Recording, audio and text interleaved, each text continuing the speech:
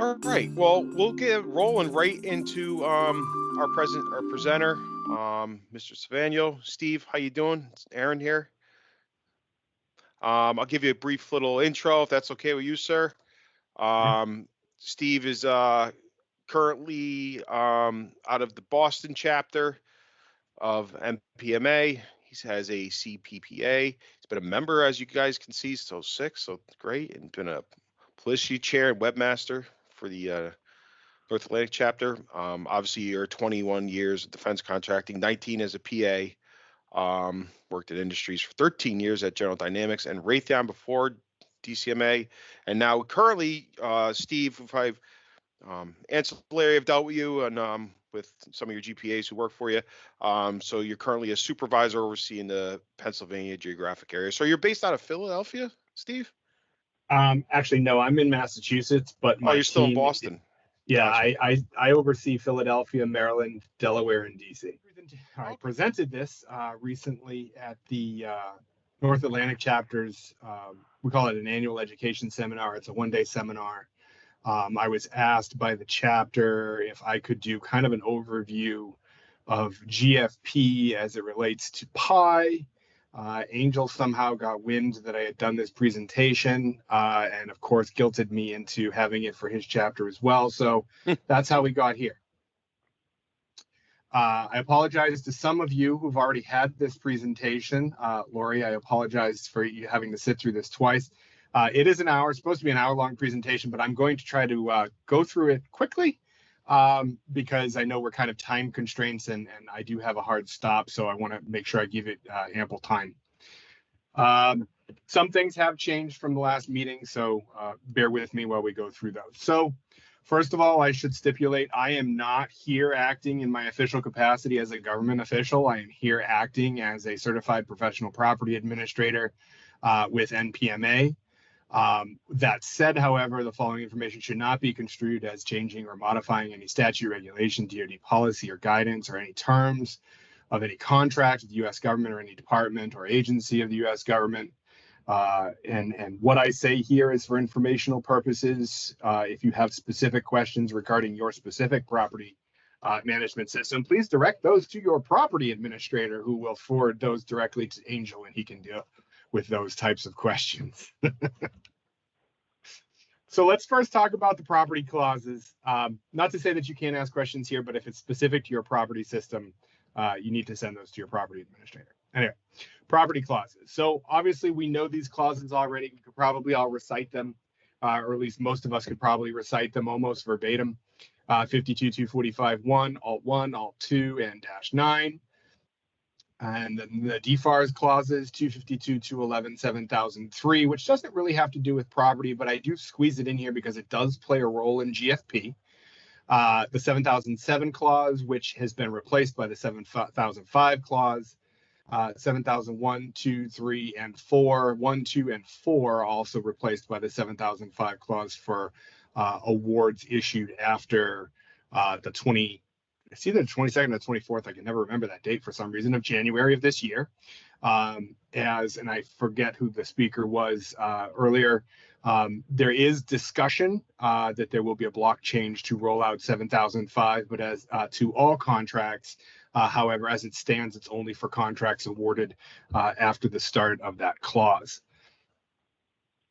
A couple of PGIs. PGIs don't generally deal with the contractor side of the house, but I do feel it's important that you know these clauses because they do play a pivotal role in the GFP process as a whole. The PGI 245.103.71 deals with the transferring of government property. 245.103-72 deals with government furnished property and solicitations or awards. And also there's a no, I'm sorry, that was right above it. Sorry, 245.402.71 deals with how government property, how title is addressed with contractor required property. So just informational purposes more than anything else there, to get how we get from contractor required to government furnished. This presentation primarily deals with government furnished property. So let's talk about PIEE. There are currently 4 primary modules, soon to be 3. dealing with government furnished property, each of them plays a pivotal role in the whole GFP process. EDA primarily deals with awards, GFP reports, IUID reports. The GFP module deals with GFP attachments, property transfers, property loss, cap pre-screening, and plant clearance. WAWF deals with receipt and acceptance. And of course, the item unique identification in the IUID registry. Let's talk about the GFP life cycle. So we begin our GFP life cycle, of course, with an award. This information is in EDA. All GFP starts with a contract award. There's really no other way to get GFP. Create GFP, I should say, not get GFP. Contractors can view, contracts can be viewed in EDA. GFP attachments are attached to contracts electronically in EDA. And GFP, the reason why GFP attachments are so important is because the GFP attachment not only identifies the property to be provided to the contractor, but it also helps you distinguish between what is serially managed versus what is non-serially managed government property. As a quick reminder, equipment, special tooling, special test equipment are all considered inherently serially managed and should appear on the serially managed tab of the GFP attachment. For reference, in case you're wondering where any of this information is coming from, it is referenced at the bottom of each and every slide. It will tell you where that information comes from so that you can reference it if you want to need some nice sleeping material. Let's talk about delivery and acceptance. So let's create some government furnished property. At acquisition, property becomes GFP with the completion of a voucher or invoice for the delivery and acceptance of property under a contract line item. I just should probably bold this and put it in a funky color because there is no other way to create government furnished property, including converting CAP to GFP. You cannot transfer property from one contract to another contract and expect it to become GFP. That is not how that process works. Property can only be transferred under a contract line item and delivered and accepted, made GFP accountable to the original contract, and then subsequently transferred. That's under PGI 245-40271, again, for anybody who likes a little light reading. So we'll move on to the receipt step in the GFP life cycle.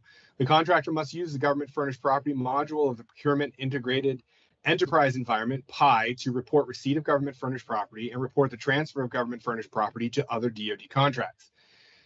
This is important. If you have government furnished property in your possession, every contract by now should have at least 7007 clause in it, if not the 7005 clause, which deals with the receipt of all government furnished property.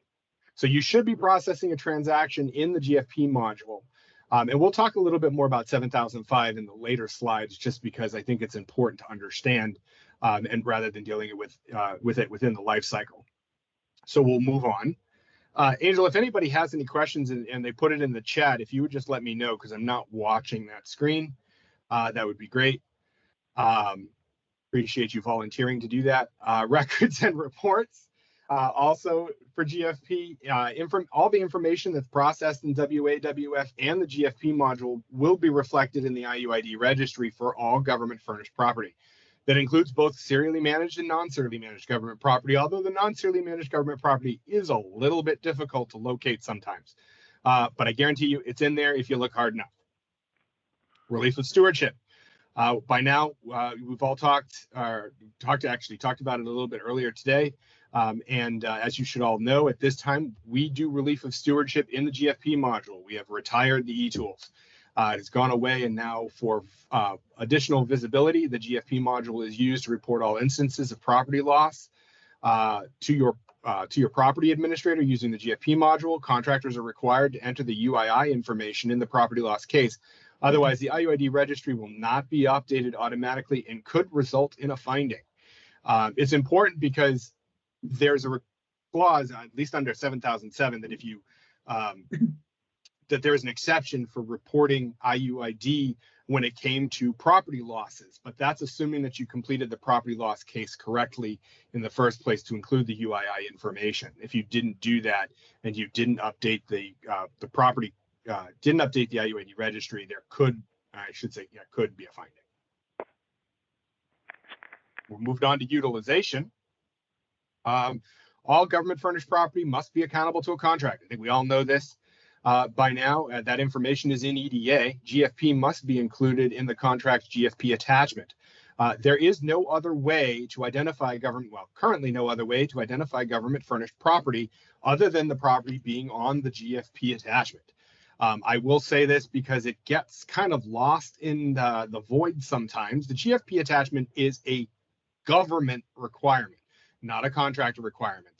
The contractor's requirement is pretty much limited to, hey, I don't have a GFP attachment.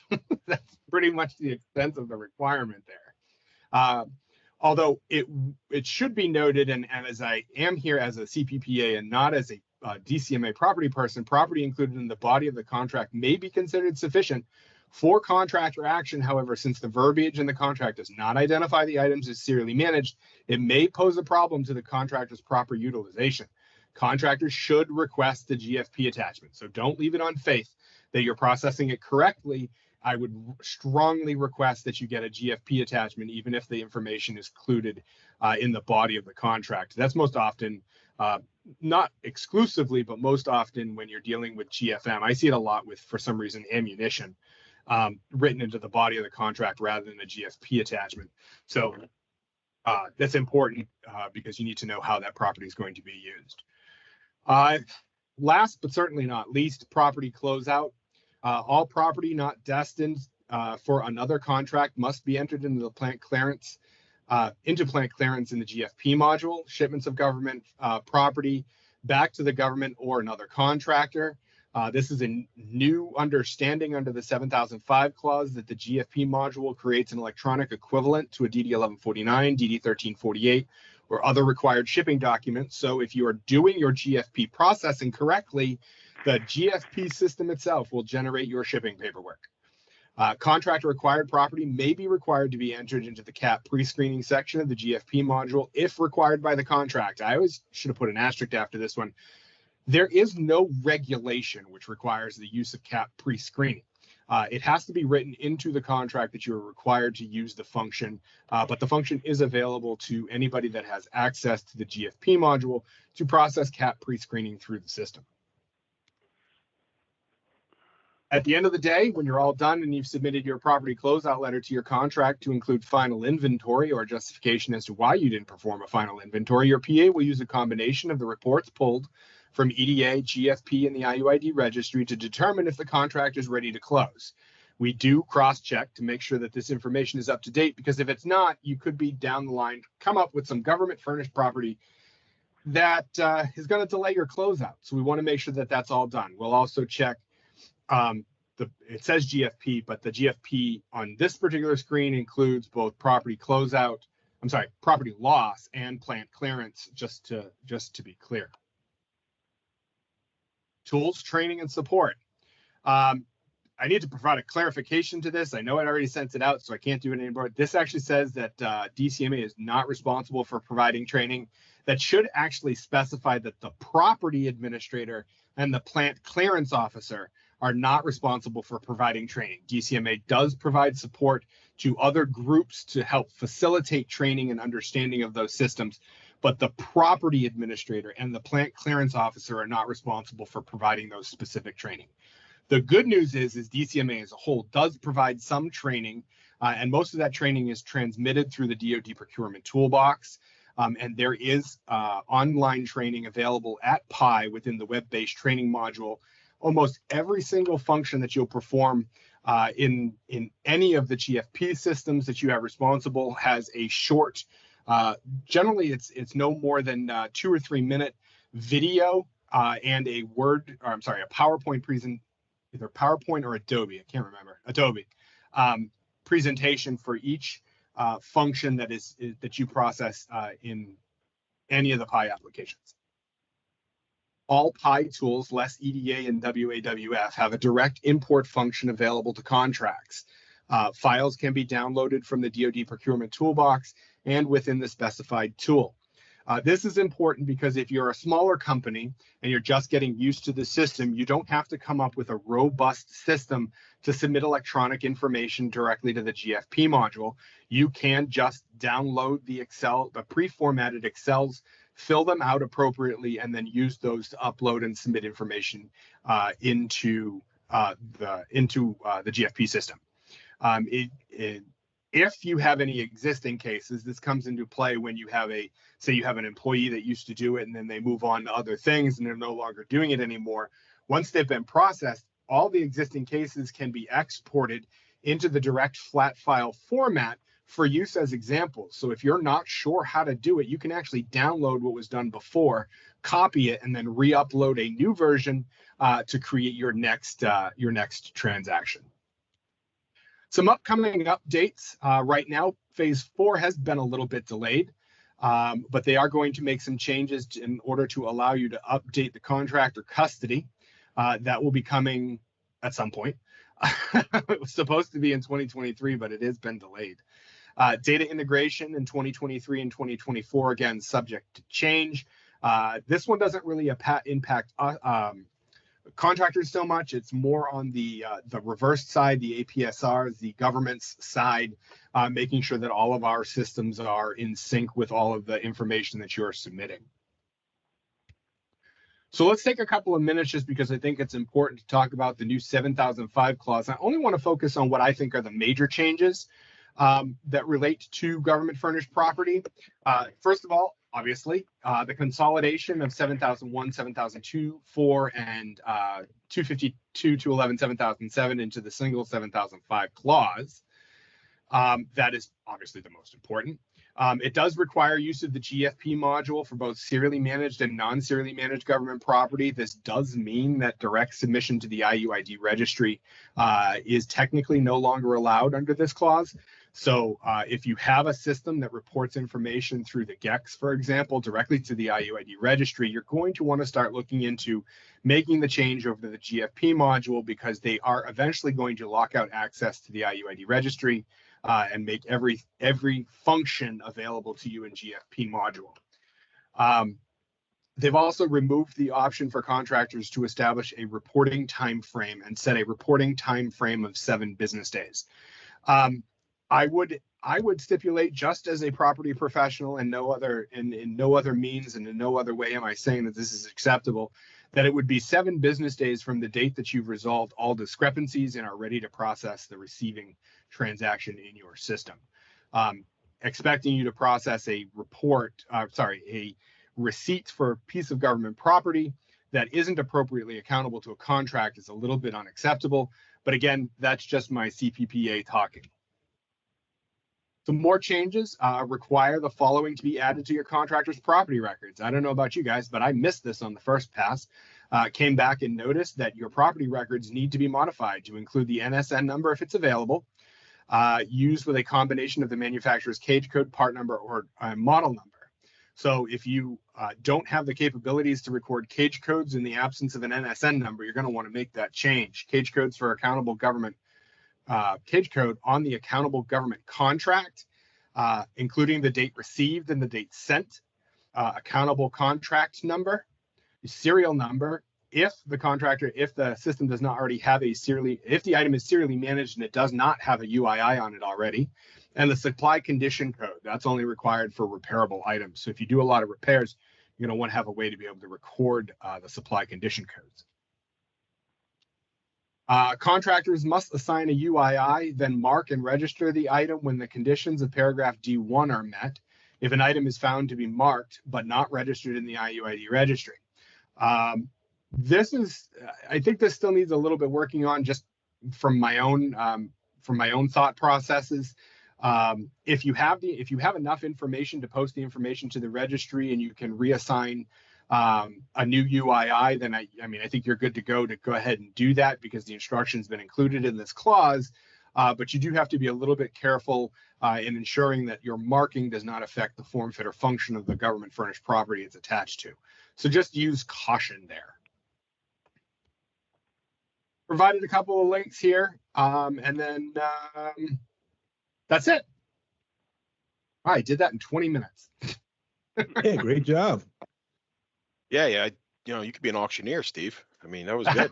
You ripped him, so that was good. I was watching Barrett Jackson almost. It felt like, and yeah, no, that was good. And I think a good point you brought up was the incorporation of the cages and the different applicable information and whatnot. So through our reporting, so everyone should watch that. All right. So thank you, Steve. That was awesome, man. We appreciate your time. You know, that was very informative. So really appreciate you calling in and helping us out as you get. So thank you, sir. Appreciate you. No problem. Absolutely. Thank you. Thank you for letting me guilt you into this. Yeah.